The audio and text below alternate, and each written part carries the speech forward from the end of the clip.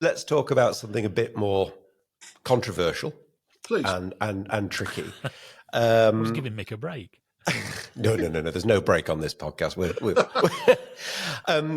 The government has introduced the strikes, open brackets, minimum service levels, close brackets.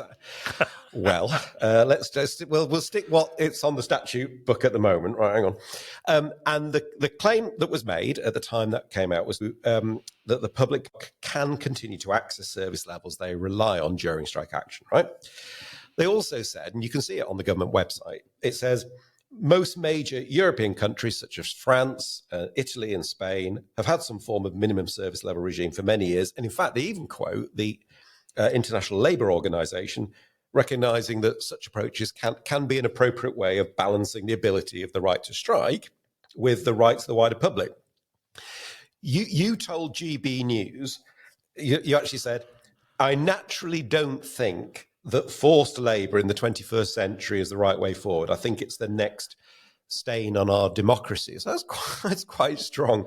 But surely it's not unreasonable to try and establish a balance between the ability to have the right to strike, the ability to run a minimum service for the rights of the wider public.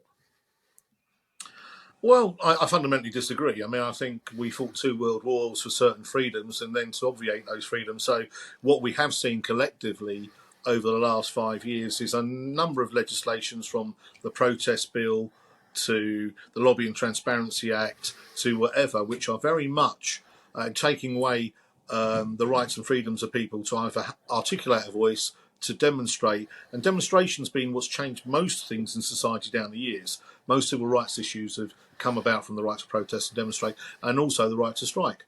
It is interesting that a government who's not willing to come to the table to solve the situation then will change the rules to try and force their view across the world.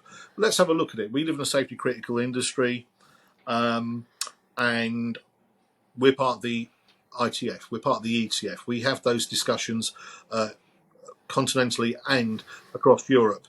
And in those companies where they have the right, countries where they have the right to strike, not one country applies it because it can't be done safely. What happens with the capacity you drive onto other lines? What then happens with the... So if you go to France, I mean, France got far lower trade union density than we have in the UK, something like 5 or 6%. But everybody goes on strike. So when you have a transport strike, they all come out. How do you force them all in? It doesn't work. In Germany, they've had national strikes recently. We all know the German railways in a bad position at the moment. They've got massive debt. That's why they're divesting of their assets, not just here, but across Europe and the rest of the world, both in the freight sector and the passenger sector. But again, they had a national strike and there was no minimum service levels.